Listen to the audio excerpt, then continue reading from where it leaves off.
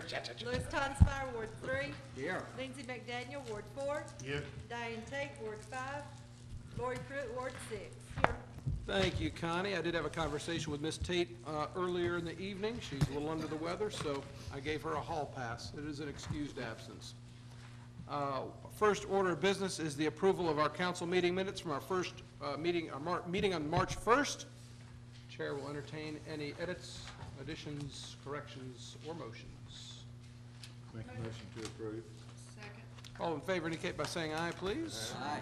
And the minutes are approved. We have a couple of items that we'll handle without requiring a vote, the first of which is a zoning application Z12-01. Mr. Menino. Thank you, Mayor and Council. For the record, this property has been properly advertised and posted. Adjacent property owners have been notified, and there appears to be no conflicts of interest. This particular request is 1120 West Avenue, near the intersection with Dothan Ferry Road, right adjacent to the McDonald's. The request is to rezone it from general commercial to light industrial. Back in 2006, I believe it was George Shropshire brought this building in for rezoning. It was a light industrial building. He had a potential user for a commercial operation, and apparently that fell through, and it's been sitting vacant probably for approximately 10 years. With that, got a new applicant who does metal fabrication, looking to purchase the building and rezone it back to the light industrial zoning category. He had stated in the zoning hearing that all the work that they do will be contained inside of the building. There was a letter of opposition to this request that was inserted in your package. I think there's some concern about the aesthetics and so forth. And again, it's currently a vacant industrial building that's sitting there. With that, and with the information presented at the Planning Commission meeting, the Planning Commission did recommend approval with a condition. There was a concern about some fire apparatus. I believe it was a FDC connection that was no longer accessible because of the fence, and the applicant did agree to move it in accordance with the requirements of the fire department. So that was recommended as a condition with this application. Again, the Planning Commission did recommend approval. And in regard to aesthetics, Randy,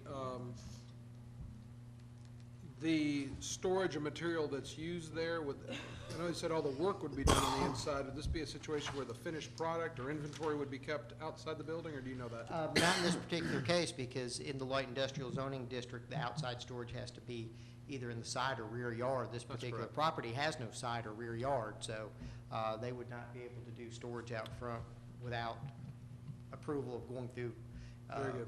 Board of Appeals or something of that nature. Yep, okay. Very good. Any questions for Mr. Menino at this point? Thank you, and I will open up a public hearing in reference to Z12-01. Anybody wishing to step forward and speak either for or against may do so at this time.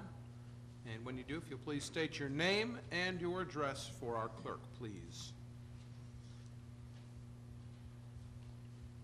Good evening, Mr. Mayor, ladies and gentlemen of the council. I'm Lee Perkins. I represent the applicant Steve Cowart, who is, as was stated, does have the property under contract to purchase, contingent upon the rezoning, and he will be the actual user. It's not something he's looking to lease out to someone else, or it's not a speculative nature on the rezone. He will be the end user. His business is called Steel Materials, Inc. As stated, they are metal and steel fabrication business. They do such things as staircases, handrails, front porch handrails, and other sorts of iron and steel fabrication, ornamental iron. And as previously stated, all the work would be done inside. The building is certainly large enough, and your letter that was submitted, I'd like to address a couple of those items in there as far as the aesthetics. My client certainly has the intention to improve the appearance of the building from what it is now. As it sits there now, it's just been an empty, foreclosed-on, bank-owned building, somewhat of an eyesore. My client, as stated, intends to fix it up because he wants customers to feel welcome there. I mean, he wants to attract business, not run it away. So he certainly intends to improve the appearance of the building. And the fire department connection issue, which was discussed and was agreed upon at the planning commission meeting, my client would agree that condition.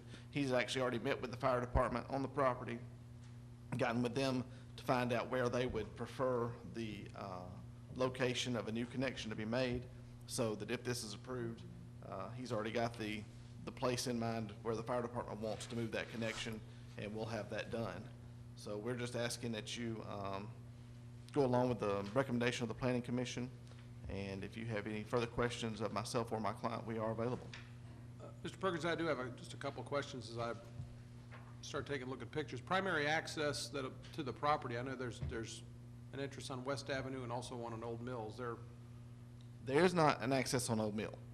Okay, so it's all The property no longer runs from Oh, that's right. street to There's street. the piece. I think behind it now is the car wash and the oil change Okay, place. so that has that was changed. split off a number of years ago, and now it's strictly accessed from West Avenue. All right, then never mind. Okay. Anybody with a legitimate question for Mr. Perkins? Thank you, Lee. Thank you. All right, this is a public hearing in reference to Z-1201. Anybody wishing to step forward to speak either for or against may do so at this time. And seeing none, I will close the public hearing for Z-12-01. We'll take this up we'll have another public hearing and then a vote at our next council meeting, which will be the first meeting in April. Next item is the first reading of an ordinance to the motor vehicle and traffic ordinance. Chief Culpepper. Yes, Mr. Mayor, members of the council, while reviewing the current, the new draft update of the municipal code, it became apparent that the no left turn at Church Street, leaving the old post office, is still included in the municipal code of ordinances. Since the post office has left, this is more of a housekeeping issue. Since the post office is no longer there, the traffic volume doesn't exist. We haven't had problems there in years. The signs have been removed saying no left turn, so I recommend you strike that from the ordinance. Okay. Any questions for Chief on that item? Thank you, sir. Once again, that is the first reading of an ordinance. We'll take that up for consideration at our first meeting in April. We have an appointment to the Development Authority of Cartersville. Actually, Or is it the Cartersville Development well, Authority? there are two. I don't know if you're prepared to do the second one, but the reappointment of Howard Smith to a term through 3/20/2016, and then with the untimely death of Charles Llewellyn, there is a vacancy to fill the unexpired term which he had through May 15th of 2015. I don't know if you all given that any thought, or if you got any names, but I definitely recommend Howard for reappointment, and then Okay. somebody to fill Charles' slot. Well, I would say, given that we've got a little bit of time to make that replacement request, we go about the business of reappointing Howard Smith to that position, and we'll move forward with a name for appointment at a later date. So if that seems to be council's will, somebody please make a motion to that effect. I offer that motion. Second. Motion is second. All in favor indicate by saying aye. Aye. Motion carries. We've got crime mapping software. Yes, Mr. Mayor, members of the council, the police department is asking for your approval to enter into an agreement with the Omega Group to provide crime mapping services. What this does is it allows us to plot in various forms the type of criminal activity. It will also include traffic accidents in various types of formats in a dashboard type printout that allows us to better utilize our resources, help with our shift supervisors so they can direct people to be in the places where they need to be the most. It will provide us, it will draw the data out of our database. I think they update it twice a day, so we essentially get real-time information that they can look at on a daily basis and help plan their patrol. This also helps push us towards the CompStat concept that we've been moving towards in the police department with the supervisors. It will give us that resource to be able to go ahead and finish that move and implement that. This is pretty critical to us. We believe it will help us in our job in serving the community. We once had this program a number of years ago through a grant from the Alburst Institute. That grant expired. We didn't have the program, and we would like to reinstitute it. The cost is $12,200 for the initial deployment of this software. It is, we intend to pay for it through asset forfeiture funds. We do have the E-Verify and save documents on file. Okay. Any questions or comments on this item? And if there are none, the chair will entertain a motion. Make a Offer motion that to motion. approve. Got a motion to approve over here. Would you like to second it? I'd love to. Great. We got a loving second. All in favor indicate by saying aye. Aye. Motion carries. Mr. Elliott, you have the next item, please. Thank you, Mayor, members of council. As we remember, about a year ago, we bid out the yard waste contract, and the current vendor that we have had turned in an unusual price of $0. In other words, he's been taking our materials for free since that time. Well, he's indicated that rising operational costs are going to prohibit him from no longer doing that for $0. And he requests that we rebid it, and we did so last Friday. We received 2 bids, the original 2 that bid on it last year. Crane Grading bid a price of $8.50 a ton. Pettit Timber bid $8 even per ton. We recommend going with the low bid, Pettit Timber, for $8. It's a budgeted item. All the E-Verify and save documentation is part of the contract. Okay. Very good. Any questions for Bobby on this item? If there are none, chair will entertain a motion. Motion to accept the low bid. Second. All in favor, please say aye. Aye. Motion carries. Thank you. Thank you, Bobby.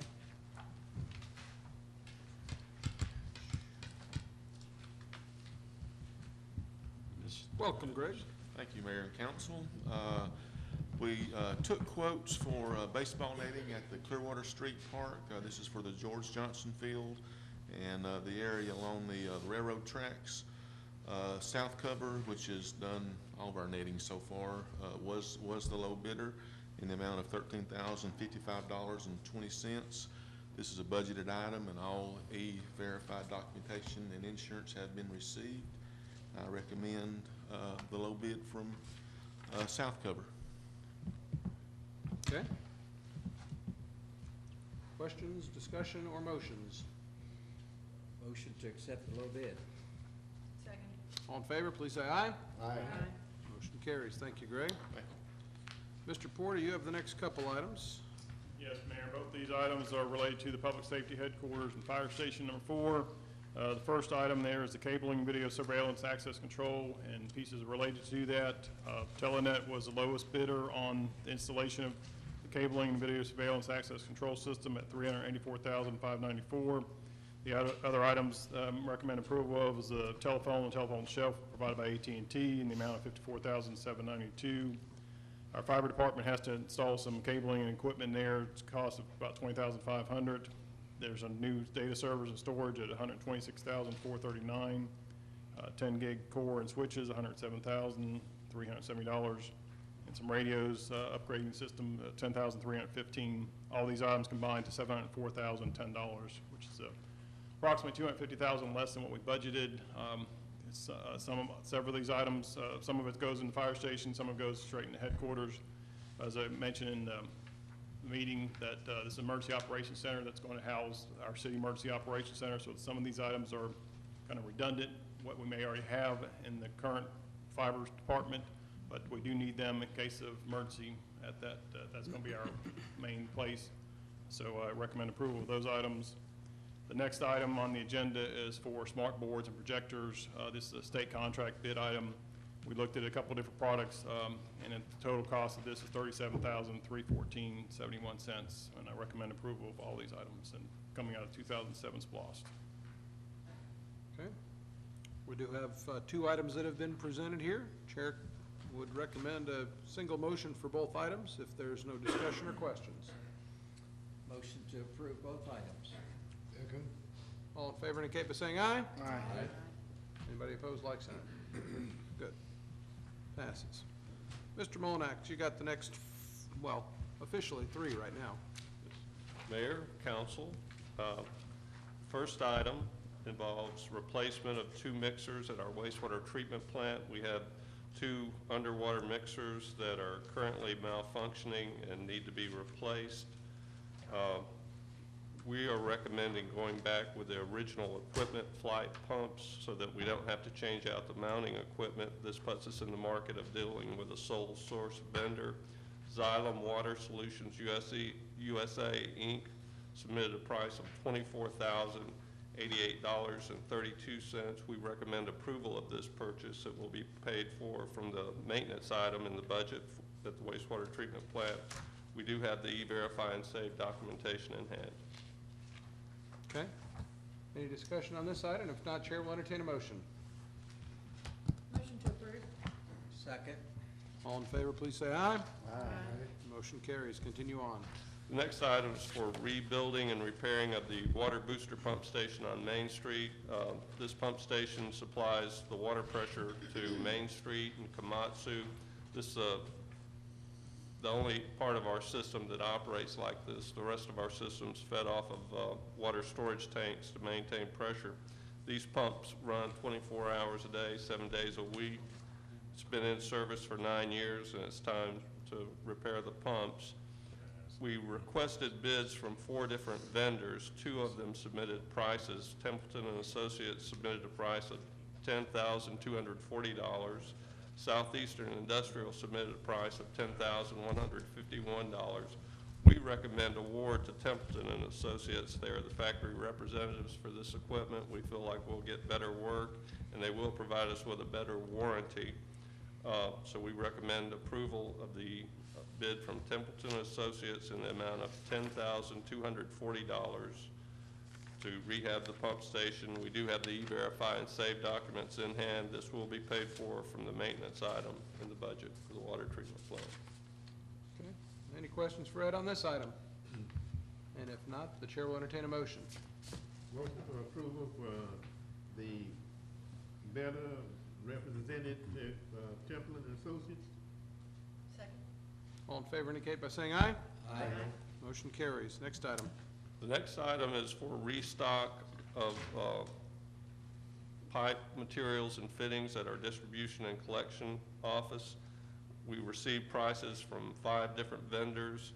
Kendall Municipal submitted a price of $8,594. HD Supply submitted a price of $9,165.31. Ferguson Waterworks submitted a price of $9,198.42. MSC Waterworks submitted a price of $9,444, and Consolidated Pipe submitted a price of $9,863.70. We recommend approval of the purchase of the restock materials from Kendall Municipal Supply in the amount of $8,594. We do have the E-Verify and Save documents in hand, and this will be paid for from budget. Okay. Questions on this item? If not, chair will entertain a motion. Approve of the purchase from Kendall Municipal. Second. All in favor indicate by saying aye. Aye. Motion carries. Don't go anywhere, Ed. We have an item to add regarding the water department. I strongly encourage council to add it to the agenda, but it's at your discretion.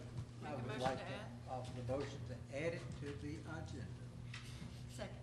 All in favor indicate by saying aye. Aye. Item is added, Ed. Okay. At our water treatment plant, we have 2 emergency standby generators. During routine testing last week, they failed to come online. We brought in a local electrical company to see if they could solve the problem. Due to the complexity of the system, they weren't able to solve it, so we brought in Prime Power Services, Inc. from Atlanta. We were able to scavenge materials from one of the generators to get the other one functional so that we do have a backup generator at this time, but they determined the problem was with a large breaker, and they're going to repair that. The price for this repair is $9,051.92. I would like to point out that if we were to purchase this item new, it would cost around $55,000. So we feel like this is a good solution to the problem. and we recommend approval to Prime Power Services, Inc. in the amount of $9,051.92. We do have the E-Verify and save documents in hand. Okay? One question. I don't know, on here, it looks like there's a list of material, travel, and so on and so forth. 1,300 in travel, is that justified? I mean, have they been back and forth? Okay. Some of these I've Expensive already gas. made, so. Well, and that typically covers, in most bids, I would think that covers the employee time and the. I mean, that's- Okay. I was just, if you guys agreed with it, then I agree with you. With that, Mayor, I make a motion to approve. Thank you, sir. Does anyone care to second that? I would care to second that. Thank you for doing it in as kind a manner as the motion was made. All in favor, please indicate by saying aye. Aye. Aye. Motion carries. Thank you, Ed. We, next item we have, next couple by Mr. Reinhardt. Go right ahead, sir. Honorable Mayor and Council, excuse me, the Cartersville Bartow County Library has submitted a request to tap into their impact fee funds. They have requested $15,813.34. Current balance of the impact fee funds that are earmarked for the library is $29,393.45. Current fiscal year budget is in the amount adequate to cover this request, and therefore no amendment is necessary. Last time the library submitted a request for this reimbursement was November of 2009, and after some discussion, the council did approve it. I recommend that the approval for the library request for reimbursement in the amount of $15,813.34 for the impact fee be approved. Okay, any discussion, Tom, on this item? And if there is none, the chair will entertain a motion. Motion to approve. Second. Got a motion and a second. All in favor, please say aye. Aye. Motion carries. Next item, please. Yes, sir. Before you, you have a list of surplus equipment and items from various departments within the city. In order to dispose of these items, we need to have you folks, as a council, declare them as surplus. Once they are declared surplus, we'll advertise them on our website through GovDeals and dispose of them properly. And I recommend your approval for these items to be declared as surplus. Okay. Questions, comments, or motions? Make a motion to approve. Second. Motion is second. All in favor indicate by saying aye. Aye. Motion carries. I'm going to throw everybody a curveball. Thank you. Since Tom's up there, go ahead and give the financial report, if you don't mind. Don't mind. Great big curveball, right? Well, originally, we were going to add a couple things before that. But while you're up here, Tom, hate to keep you. Anyway, please proceed with their financial report. Thank you. Honorable Mayor and Council, we'll be looking and reviewing at the financial report for January 2012 and comparing it to January 2011. In the general fund, revenues have decreased over last year by $255,000. Expenses have increased by $140,000. This is due mainly to the JDA payment and increased capital expenses. If you remember, we purchased some equipment to outfit the new fire engines. Three areas of revenues that I look at on a monthly basis are the local option sales tax. We've had a decrease from last year of $191,000. Police fines and forfeitures have increased by $45,000, and building permits and inspections have also increased by $26,000. Water and sewer fund revenues decreased over last year by $11,000. This is due mainly to the decreased fines and surcharges. Expenses have decreased by $209,000. This is due to decreased debt service payments and also decreased in capital expenses. In the gas fund, revenues have decreased from January of 2011 by $787,000, while the expenses have also decreased by $552,000. This is due to decreased cost of purchased gas. If you'll remember, we've had a very mild and warm weather for the months of December and January. Normally they're colder. The electric fund revenues have increased from last year by $2.18 million, while expenses have increased by $2.39 million. This increase in the expenses is due to increased operating expenses and increased cost of purchasing electricity. In the stormwater fund, revenues have increased from last year by $26,000. Expenses have decreased by $211,000. This decrease is mainly due to decreased operating and capital expenses. In solid waste fund, revenues have decreased from last year by $37,000, and expenses have increased by $139,000. This is due to the recent purchase of a recycling truck. We will be getting money back, we will be getting money back from the GMA lease pool at a later date to help with this deficit. In the fiber optics fund, revenues have decreased from last year by $187,000. If you remember, last year we received two large payments, one from Kentucky Data Link and one for a reimbursement from Bartow County. Expenses have decreased by $49,000, and this is due to decreased operating expenses, decreased MEAG debt expenses, and decreased capital expenses. And that is my report. Okay, any questions for Tom on the financial report? Just one, let me find this again, I had it in front of me. The, building permits and inspection fees.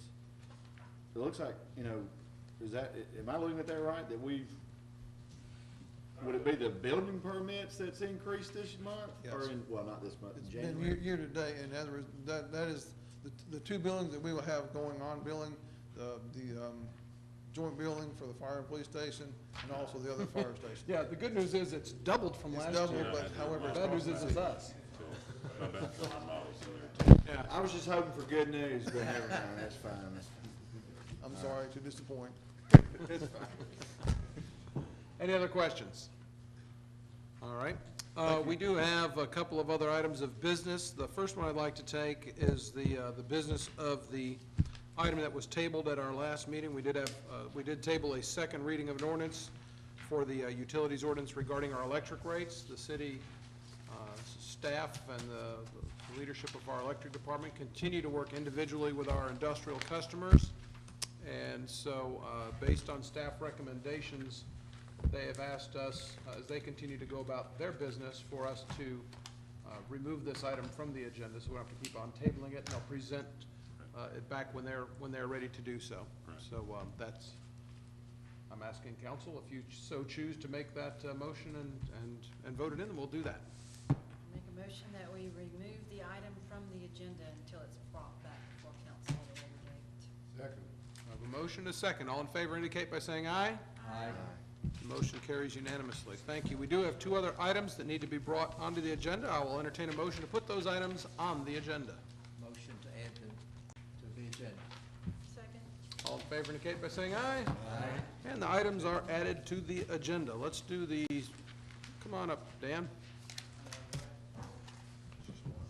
Back in January, Mayor, we had an incident when our fire department had to serve a customer to dispense with, do away with a fire. It stirred up some manganese in our line, and the next day, Southern Yarn had some issues with their production facility at a cost of $6,321.58. I submitted this to Travelers Insurance. They have denied the claim, saying the manganese is basically within our area that's common, but it falls within our deductible anyway, so I recommend approval of this payment and reimbursement to Southern Yarn Dyers at the amount of $6,321.58. Any questions or discussion? Just one question. How did they calculate exactly the cost of the claim? They went through, and Jim may can better explain, but they went through their production, and they worked with us on trying to, they had, I think, a couple areas that they actually were able to salvage one area, but they went through and showed, had a spreadsheet that detailed the cost of what kind of material they using it lost. in They their could not manufacturing. get the manganese out of that because it was so dark, I guess, in their material code. So Okay. they basically lost that production. Okay. And they did provide a spreadsheet breaking down the cost was allocated. I'll make a motion for approval. Second. All in favor indicate by saying aye. Aye. And the motion carries. Thank you, Dan. Our last item, if you'd like to Right. introduce that one, please. On March 12th, the school board passed a resolution supporting council's action to increase the Freeport ad valorem taxation rate from 20% to 40% as allowed by state law, with beginning date of January 1st, 2003. And you've got 2013, that's all the three on there. Yep. Okay. You've got a companion resolution that was copied to you loose in your agenda materials that does just that. Passage of the resolution would set that into effect. Yeah. 2013. Okay. All right, And I recommend you approve it. very good. I'll just make a comment that we did have this as an agenda item ahead of time a few weeks ago. We did pull it off. We talked to the school board. They're certainly facing a number of financial challenges through the state. But I'll say publicly, again, this is one of the single most important things we can do in our economic development strategy to bring quality jobs to this community. And I'm real happy we're taking this step, and I'm even more happy that the school board is taking that step with us if council so chooses to vote that in here. I'd like to offer a motion that we do vote to do this with an affirmative vote. I have a motion. Do I have a second? All in favor indicate by saying aye. Aye. The motion carries. Thank you very much. Any other business that needs to come before council this evening? There's Greg Gore. Come on, Greg. Mr. Anderson. Yes, sir, Mayor and Council. I've got a couple things that Parks and Rec has going on the next couple of weeks. This Saturday, March the 17th, is our Little League opening day at 9 o'clock. All the leaguers will be out there at Clearwater Street Park, ready to play baseball, and we'll invite everybody to come out to watch that. Did you say 9 o'clock? 9 o'clock's what I got. We'll talk afterwards. I was told to be there at 10. Maybe they don't want me there for the beginning of it. Yeah, I thought it was 2003 I don't know. too. Maybe this- It could be 2003. It could be 10 then. Okay. Also, next weekend, March the 23rd through the 25th, the Parks and Recreation Department and the Cartersville Twisters is hosting the state level 9 and 10 USA Gymnastics meet at the Clarence Brown Conference Center. And there'll be about 560 girls in town, families in town that weekend, so it should be a very big event for that. And then March the 31st, we have our annual egg drop at Dillinger Park, which is sponsored by West Ridge Church. There's only one drop this year. It'll be at 11 a.m. and there'll be a very large crowd for that, and I'd like to invite everybody out for those. Solstice hike anytime, or? Well, Solstice hike won't be till June, but we have I was the next thinking Moonlight Moonlight is what I hike, if meant. I'm not mistaken, is April the 6th, which is a Friday after spring break, so we Government should. Day in there too. Don't we have Government Day the same day? Of the egg drop? Yes, the local government expo. At Home Depot. Yes, local government expo, that same 31st. 31st. So, I Very think we'll good. see it. Thank you, sir. Any other Thank you. business that needs to come before council? Man, I'd like just to make a comment. You're out of order. No, go ahead. Perfectly fine. I had some constituents and business owners contact me over it was originally about a couple weeks ago, and then today they asked me to just relay this message that there's businessmen and property owners that will be getting together on March the 29th at the Clarence Brown Civic Center at 4 o'clock in Carter Hall. They're sort of giving out information and trying to rally some support in regards to lost share banks here in the community that are directly affecting them, jobs and property values. So for those of you that are interested in something like that, they will be meeting March 29th, Clarence Brown Conference Center, Carter Hall, at 4 o'clock. Very good. Anyone else? Motion to adjourn? So moved.